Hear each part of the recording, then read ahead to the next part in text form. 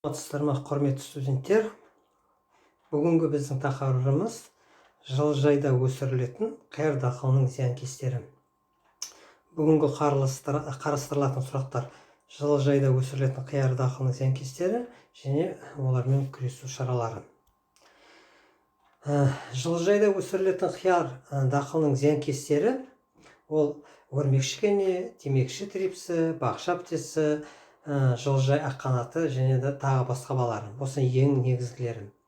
Сондай-ақ жылыжайларда топырақтың ылғалдылығы және көңнің болуы, аққұйрық, есек құрт сияқты зиянды бунақтелердің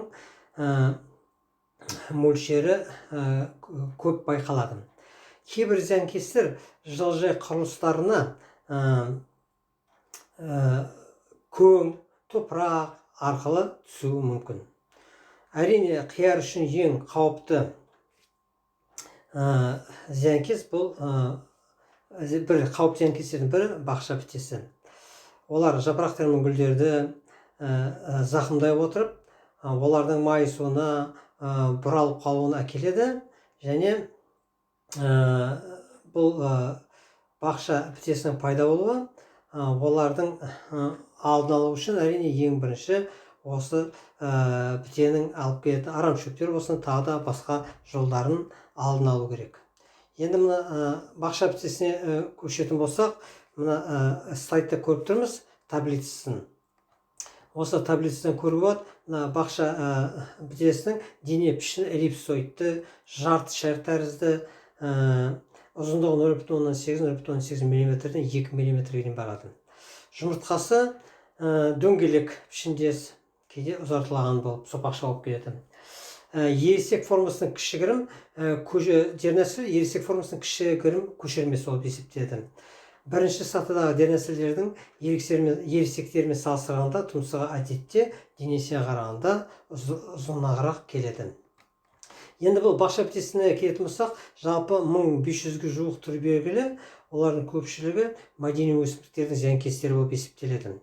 Жалпы бұлар тең қанаттар отрядының өкілдері болып есептеледі және бітелер отряд тармағына жатады.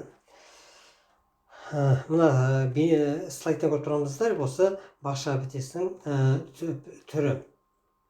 Бұларда және бір ерекшелігі, бұларда жыныстық полиморфизм байқалады. Яғни тең қанаттар отрядының ішінде птелердің ең көп таралуы осы жыныстық және жынсыз ұрпақтарының ауысу қабілетімен байланысты. Және сонымен қатар птелердің көп бөлігі партеногенез арқылы да көбейе алады.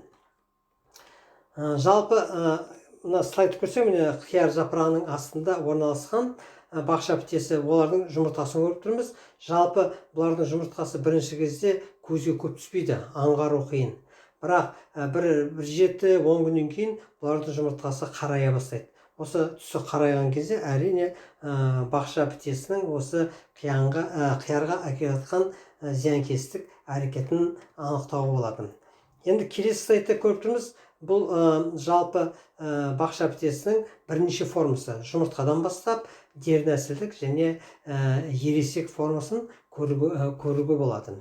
Жаңа жұмыртқасын айттық, міне көріп тұрсыздар, жалпы кішкентай мөлшері болады, дөңгелек, кейде сопақша пішіндес деп айттық. Және бір аналық жалпы бір салғанда 85-ге жуық жұмыртқа салады. Және олар өте түсі ақшылдау, жылтыр болып келеді және кішкентай болсын көп көрінбейді.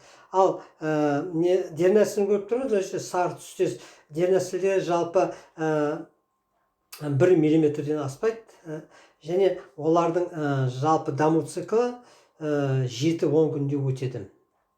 Ал аналықтар жалпы бір айдың ішінде 3 ұрпақ бере алады. Енді слайдты көріп тұрмыз, бұл әрине өрмекшікененің зиянды әсері, өрмектерін көріп тұрмыз. Бұған мен тоқталмай тұрған себебі өтілген тақырыпты қызанақпен байланысты осы өрмекшікенелердің биологиясын және зиянды әрекеттерімен таныстық. Бұл да бірақ қиярдың бір зиянды келтіретін бір жәндіктердің бірі деп есептеледі. Келесі слайд, трипстер деп көріп тұрмыз.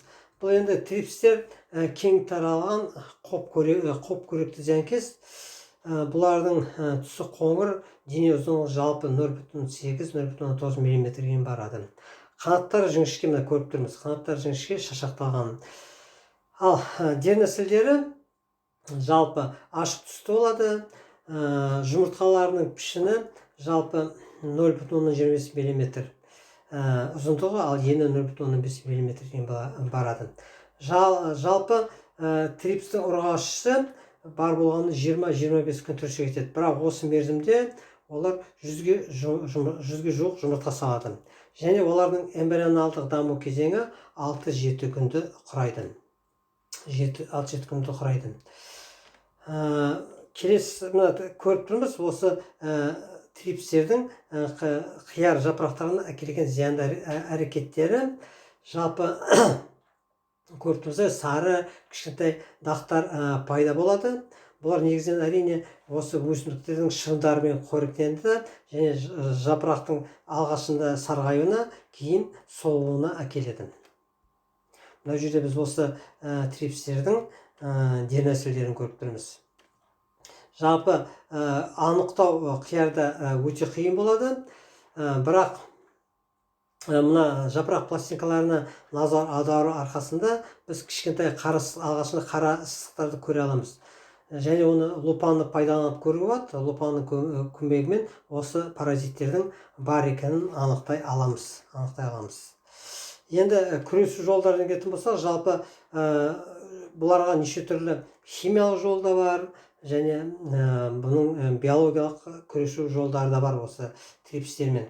Және әрине химиялық күресу жолы экологиялық таза деп айта алмаймыз. Әрине көбінесе сондықтан биологиялық қорғау жолын пайдаланған тиімді болады. Жалпы химиялық жолына келетін болсақ, фитоверм, ақтілек, карате, конфидор, интавир, агровертин деген белгілі бір препараттар осыларға қолданып отырады. Жаңа біз айтқанымыз ең әрине қауіпсіз әдісі биологиялық әдісі. Жалпы амблисеус деген энтомофаг бар. Энтомофаг алдында қарастырып жүрміз қызанақта. Осының жыртқышы трипстің, сондықтан осыны әдейі арнайы лабораторияда өсіріп отырып, және оны арнайы сататын плантациялар бар. Солар өсіріп, осы күреспен, биологиялық жолмен күресу әдісінде қолдануға әсері мол. Және осы соңғы кезде көптеген зерттеулерге қарайтын болсақ, әрине мына химиялық препаратты қолданайық, биологиялық әдісін қолданайық, екеуінің өнімді алудағы әсері бірдей. Яғни сондықтан жалпы химиялық жолын білеміз, экология таза болмағандықтан, әрине көптеген мемлекеттерде, әсіресе Голландия мемлекеттерінде биологиялық әдіске күресу жолына ауысып отыр. Осымен бүгінгі біздің дәрісіміз аяқталды. Көңіл болып тыңдағандарыңызға көп рахмет. Сау болыңыздар.